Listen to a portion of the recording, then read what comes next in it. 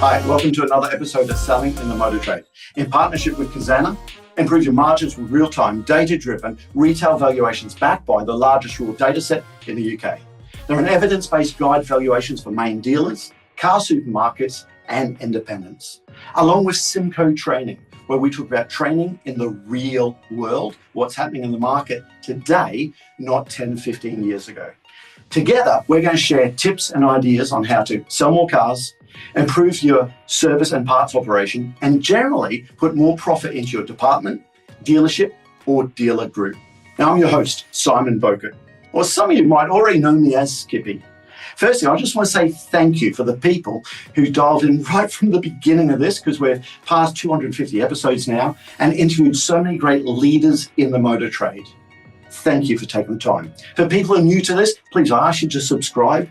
You can't believe what it does to the algorithm and gets this podcast out to as many people in motor trade as we can.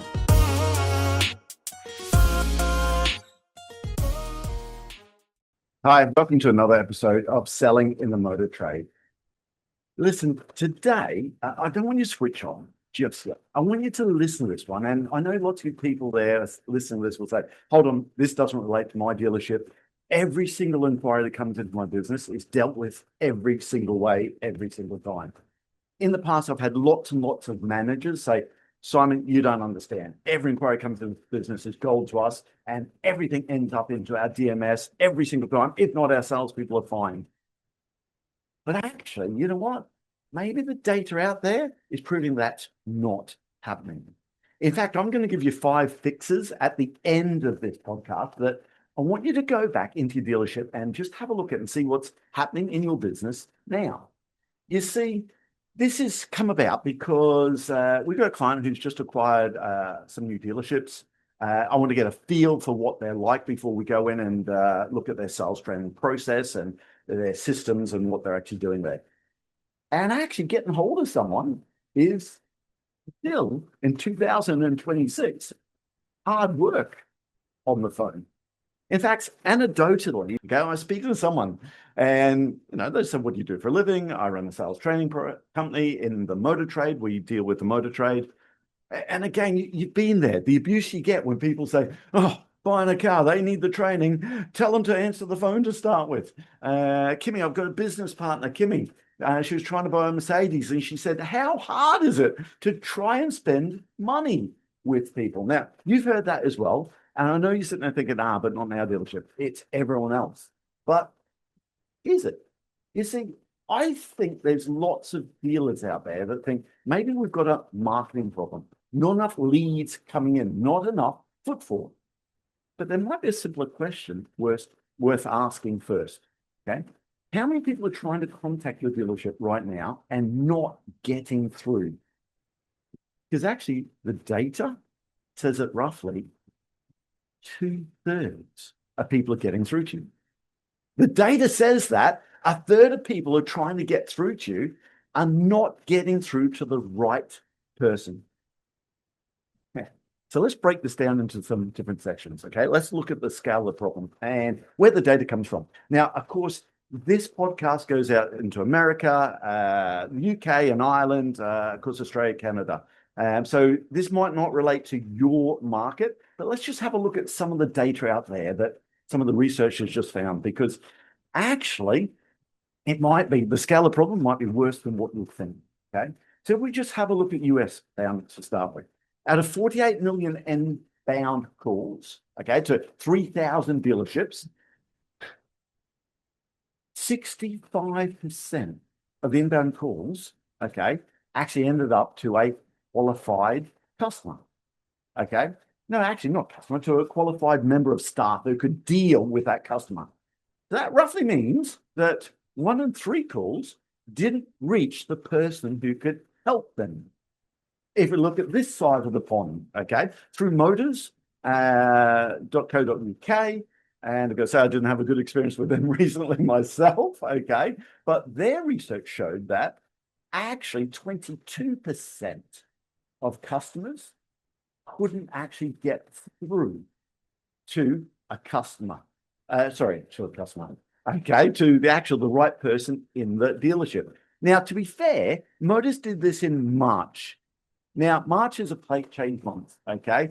It's the highest demand period that we have in the UK motor trade for people outside the UK. But the customers don't care about that.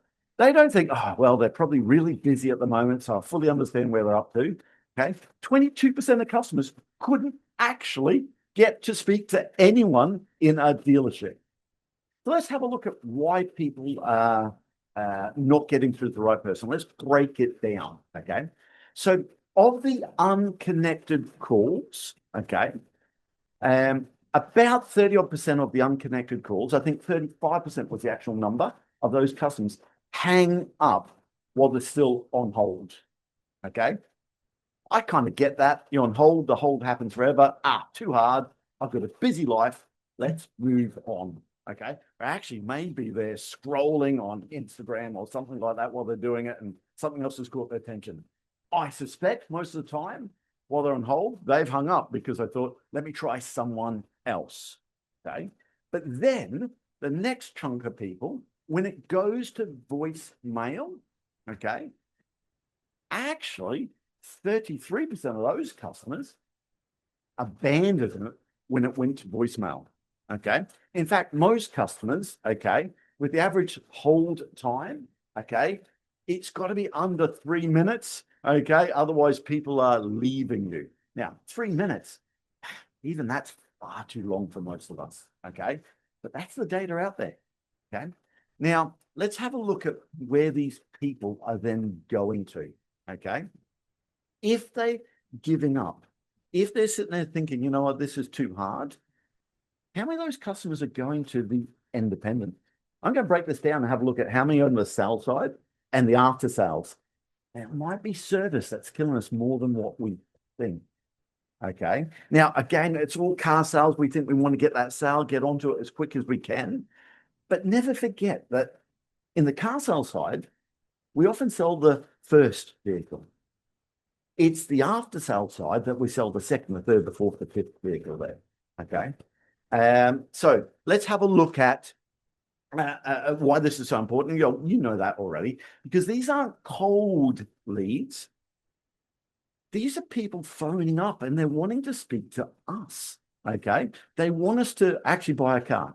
Okay. Or they want to, I don't know, service parts. They want to spend money with it in some way, shape, or form. Now, do the numbers in your business. Okay. If 22% of customers aren't getting through to the right person, okay. And actually, if you look at, here's a way to look at it. Okay. If we have a look at 74% of phone leads, I want you to think about that. 74% of phone leads turn up into an appointment. That's the number that we're tracking. Okay. 40% of internet leads end up into an appointment. Now, they're appointments that actually turn up. Okay. So actually, the phone calls, they convert nearly double the rate that the internet does. Now, the internet leads, they're probably easier to track. Okay, because they go straight into DSM, your customer relationship management system, whatever you're using there. But the phones, depending on what your system are they actually getting to your DMS? Now, some of the phone systems out there are really, really good. People, regular listeners to the podcast, know that we love companies out there like StackCX there that absolutely listen to the call, okay, and get them into your DMS. Sensational stuff that they do there. And you do so much with the data after that, okay? But actually, work out the numbers there, okay? If 74% of phone leads turn into appointment, and in the UK, 22% of these customers go unanswered, okay, you work out your closing ratio from your appointments. You'll know what it is. You track that side of it. How much revenue are you leaving on the table there? Actually, do we have a footfall problem? Is it quiet? Or are people just not getting through to us? In fact, has life been too good too long? Do we have to get back to the basics? Maybe we really do. So let's have a look at the next bit. Voicemail. Is voicemail the safety net? Okay. Or is it a dead end?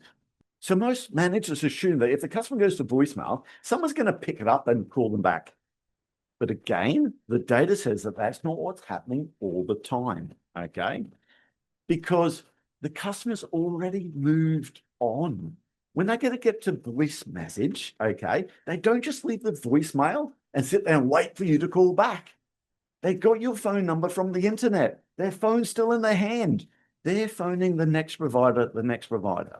Because you know what? How many times have you left a voice message? And you know, in the back of your mind, you think, wonder if they call back to me. Now, also, remember, so many people don't even leave the voice message, the voicemail, when it actually goes through to that. Okay. In fact, think about your phone. Do you listen to every message the voicemail's left? In fact, go to your phone now and have a look at the voice messages that, I don't know, mine's full of them. Now, they're people that I've not got back to because I've just called the number back anyway and got hold of them. Okay. So let's unpack some of the psychology here. Okay. Customers want to feel valued. Okay. It's a high purchase consideration. Okay. It's a high value purchase. Okay. And customers say when they're talking to a person on the phone, it makes them feel valued. Okay. When it goes to voicemail, it's the opposite of confidence. It signals, you know what? This is going to be tough. This is going to be hard work there. Okay. Voicemail doesn't reassure them. It confirms their anxiety they had before they started that process. Okay. Now, the hidden problem with this is we never knew that opportunity existed anyway, because it's not being measured. Okay. Now, also, let's have a look at where the calls are actually failing. Okay. And let's look at a specific breakdown and what some of the evidence out there and the data tells us. And it's not one problem. It's a cluster of them happening in predictable places. Okay. But let's just go through some of them. And I just want you to go back and have a look at some of those. Now, first one, the phone menu system. Okay. One of the most common situation is leading to the failed call is being over complex on that confusing, you know, the IRV system there. Okay. If it's, you know, 1 for sales, 2 for service, 3 for parts, 4 for accounts, 2 for 2A, 2B, 2C, all of that sort of stuff there. If it's too confusing, okay, customers are getting to the point, this is getting too hard. Okay, that's before you get the dreaded, your call is important to us, please hold. Okay, so it is a challenge. I get that. We're trying to do that to make sure we can get the call to the right person at the right time. It's not just service. Is your car with us in service, or do you want to book a service? Because then we have a central call team that wants to do it, and that's a whole new thing. So that's one thing to have a look at. Your phone system, make it as simple as possible and as quick as possible. Okay. Now, we said before, the service desk is the worst offender. And guys, don't misunderstand this. This is not attitudinal. It's not the attitude of our service advisors. They work really hard. Let me tell you, service advisors, I think it's probably one of the busiest jobs in a car dealership. Okay. It's not the attitude, it's the structure of it. Let's have a look at when service calls, the peak volume comes through. What's it? 10 a.m. to noon, something like that. Check in your business where it is. But actually, isn't that the same time when a service advisor trying to manage that walk-in traffic in the service department, in your service lane in America? Okay. And the trouble is, every minute a service advisor spend on a routine scheduling a call is a minute they're not doing vehicle health check, upsell calls, and speaking to the customer, setting the agenda when the customer drops in, not walking out to the customer with the customer to their car. And they're physically unable to be in 2 places at one time. Okay. So let's just make sure that the busiest time in the service department, it's Mondays. Monday is the single busiest time in a service department. Okay. It's the busiest window there. That's the time where have we got enough staffing in those moments there? Service managers, where are you on Monday morning? Are you dealing with all those problems come in? Or are you actually helping out on the service desk there? Okay. So just maybe have a look at that. Okay. The phone bouncing around problems. Okay. There's a complaint I listened to recently, and it just highlights the data perfectly. And you've heard this before. It's happened to you before, where the call goes through to the dealership. They push the button because they want to book the car for a service. It goes through to a central call center. They book the service in, but it's not a standard service because there's something else. They need to get transferred to the dealership. The dealership now, they have to explain the whole situation again. Okay. And it's like, oh, no, sorry. You really do need to get that booked through the central call center. And the customer now have to explain themselves 3 times. That's an actual complaint we had from a customer. Now, what's happening to your net promoter scores when that happens? Okay. Here's the data. Okay. If a customer encounters a problem where they can't get through to the right customer straight away, the net promoter scores drop to actually 59%. Now, if no one answers the call at all, the net promoter scores is dropping to 26.7%. Now, that comes from CDK Global, that information there. So I'm guessing that's going to be American-based numbers on that one. Not really sure. But let's just make sure it's not happening, okay? What about the callback that never happens? See, missed calls become a task without an owner. And tasks without owners just don't get done.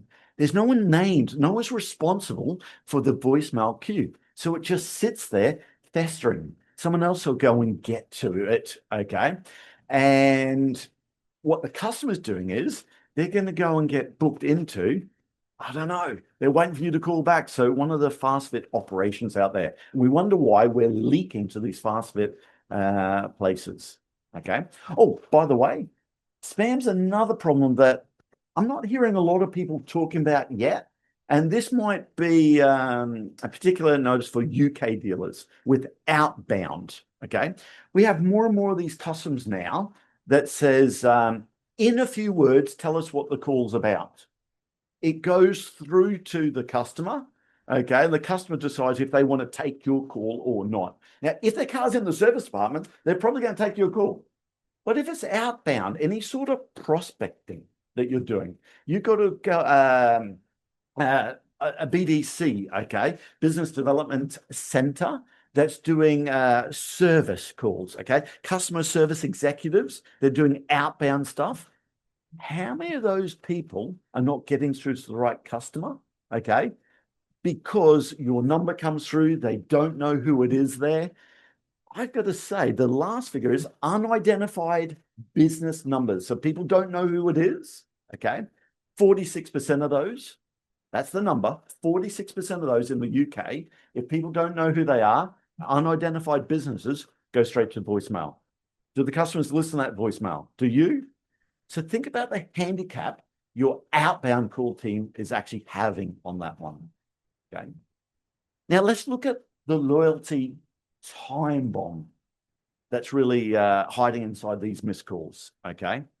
Now, this might be really uncomfortable looking at a franchise dealership. And this information comes from Cox Automotive. And I just want to read through what they've said here. Okay.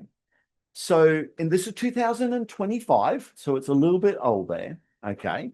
But for the dealership's lost 12% of service visits to the competition, okay, since 2018. So service loyalty for vehicles 2 years old or newer dropped from 54% down from 72%. That's a big shift, okay, in such a short period of time. Now, we've always said that people come to us in a franchise dealership when the car's under warranty, then they go to the independents. We would always advocate that tires are the first point of defection to the independents. Maybe it's just the phone as well because people can't get hold of us. Okay, what happens? It's actually, this is a forced experiment in what happens if we make it slightly more annoying for a customer to give us money. Increasingly, customers are phoning the Quick Fits of the world, the Helford's Auto Centers, the local independents, where they get through to the right person, the person that can help them at that stage there and then. Okay. So we just need to make sure that we get on top of that loyalty issue, because as I said before, car salespeople sell the first car. What we do is we sell in the after sales department, the second, the third, the fourth. The service department isn't just a profit center, guys. It's your relationship with the customer. Now, I know you listen to the podcast. I listened to one of Stephen Bartlett's podcasts recently, and his guest there was talking about Tesla. And he was talking about he loves his Tesla because he doesn't have to go to a car dealership. You can't underestimate how nice it is not have to deal with dealers to get the car, all of that servicing stuff you need to go through. I mean, that's almost verbatim what he said. He likes his Tesla because he doesn't have to come and see us, which is a scary thing, isn't it? Okay. Now, let's have a look at some of the fixes that you can actually go. And just have a look at this in your business. Now, again, if you know that your dealership's on top of this and you're doing really well, you probably switched off and clicked on one of the other episodes by now. But let me give you 5 things to go and do. Let's know your actual number. You see, most dealerships, they actually track the leads, but actually make sure you're tracking the calls as well, okay? Now, what is a missed call? A missed call for me is not the leads and someone's called them back and phone call. A missed call is if the customer didn't successfully complete what they called to do, okay? If I phoned to book my car in for a service, okay, and I spoke to that wrong person and I had to be transferred to someone else, and then the call get dropped and we'll call you back, I haven't achieved what I wanted to do, okay? You have to measure the full funnel before you can fix it. So I want to say that again. You have to measure the full funnel before you can actually fix it, okay? Now, most of you guys have got these data boards and okay, dashboards with all the data on it, okay? Make sure you've got the whole top of the funnel there as well there, okay? Number 2, match staffing to the call volume patterns, okay? Monday in a service department, okay, is the highest volume day in most dealerships I go to. That's anecdotal, okay? Go and have a look at the data. Have a look and make sure that you've got that second body on that service desk and Monday morning. I don't know, that's not a luxury. It's revenue protection at that stage. Number 3, maybe replace voicemail with one of those systems out there that call back, okay? Our volume scores are really high at the moment, okay? Hey, listen, give the customer the option with a time for them to get a call back, okay? What we can do is give you a call back at a specific time and confirm it by text, okay? Now, again, even if you don't want to invest in one of those systems, and there's lots of systems out there, okay, it might be as simple as a receptionist who's got through to them, not like, give me your phone number and I'll get someone to call you back. That's where people think, no, it's not going to happen. Even simplistically, ask the customer, okay, a specific callback window, a time, and confirm it by text or WhatsApp. They're more likely to wait and they've got more confidence it's going to happen. Number 4, seriously, on this one, make it a monthly habit to dial your own dealership. This is probably the biggest takeaway that I want you to take from this. How often do you phone your dealership? I'm talking about investors here. And you want to speak to the head of business? You phone their mobile number. You do, don't you? You phone their mobile number because you know they'll take the call straight away because they see your phone number come up. They drop anything else they're doing to take your call. You think it's really good. You phone the dealership and everyone's got caller display. If they know your phone number, they're on it straight away. So make it a habit to call your dealership from a different number once a month and find out exactly what's happening. And do me a favor, call at the peak periods to find out what's actually happening. How are you getting through to people? Now, I know that's common sense, But the trouble is, common sense is not that common sometimes. I hope that's not offending anyone there. Okay. But actually inspect what you expect. So dial your own dealership from a different phone number. Do it once a month and find out what's happening. The last one, now, of course, we run a sales training company. So, of course, I'm going to say this, but train the call, not just the visit. Okay. Telephone inquiries, they're the hottest leads that come in the business. Now, that doesn't mean that the internet leads are not. It doesn't mean a walk-in inquiry is not. Of course, it's not there. Okay. But we are salespeople all the time on our customers first contact. Our training course that we run is called Customers First Contact. And we talk about the importance of how getting that first contact right, either phone, email, walk-in, okay, wherever it comes in there. But we ask the salespeople, if you have the chance to speak to a telephone inquiry, a walk-in inquiry, or an internet, which one would you take?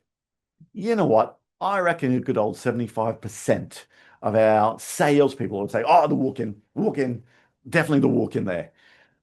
But you know what?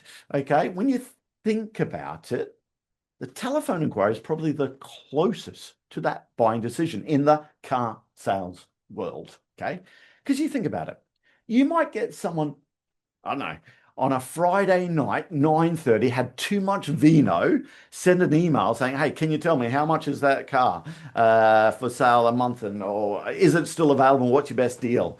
Okay, or that Bugatti Veyron, would you take half the amount of money for it, or something like that? That may happen. You might get someone walking into a dealership because 18 months down the track, they want to change their car and they want to have a look at the difference between plug-in hybrid and this mild hybrid, and they're starting their process, or their brother-in-law's just bought that new car and they want to see what he's bought. But how sad and boring would you have to be sitting at home and say, hey, I'm bored. What should we do? I don't know. Okay, let's just phone a few car dealerships and ask them, is the car available? And if so, what's your best price? It's probably the closest to the buying decision there. Okay. So actually make sure you train how quickly we get through to that person. How quickly. And by the way, of course, email, you need to get back to them as quick as you can as well. Okay. But speed is so, so important. But also the other bit, train the call, not just the visit. How often are we going straight to remote selling? Are we fighting for the appointment? Are your salespeople just saying, are you local? Of course, the customers say, no. Ah, great. We've got this app at the moment called the Appraisee. I'm going to send you through a link. Give us all the details you can, and we'll give you the price.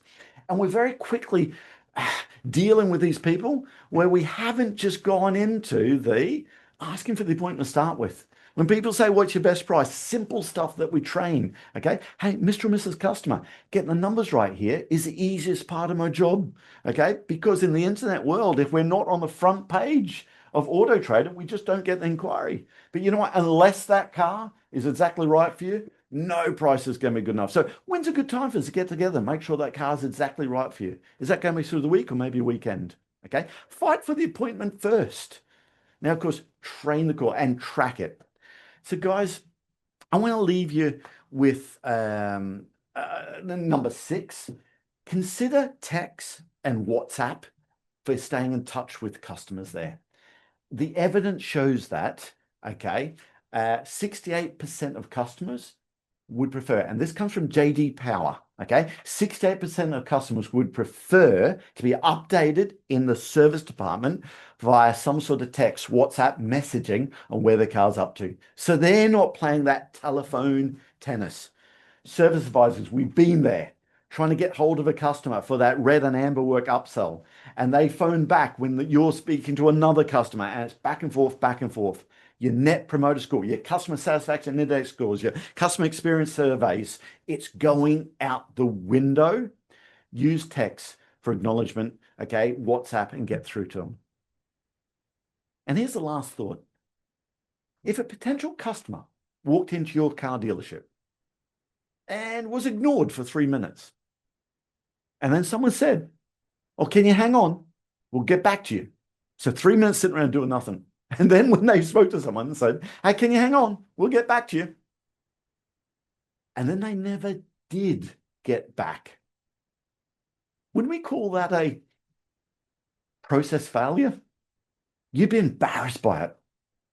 That's a problem you'd fix immediately. In fact, let me tell you, heads would probably roll, wouldn't it, if that happened to your dealership? But let me ask you, is that what's happening on the phone every day in your dealership? I hope it's not. You see, the front door isn't the building. Your front door is wherever the customer first tries to contact you. And for lots of customers, that's the phone. And right now, 1 or 3 of them aren't getting through because that door's closed. Open the door. Anyway, that about does my rant for this time. I'll speak to you next time. That just leaves me to say that all details of this episode and other episodes on the selling in the motor trade can be found on our website, simcotraining.co.uk. Go there to get a copy of our book, Words That Sell Cars. Go there to sign up to a free trial of our Sales Fitness online sales training program. Easiest way to get hold of me is Simon Bokert through LinkedIn. Thank you.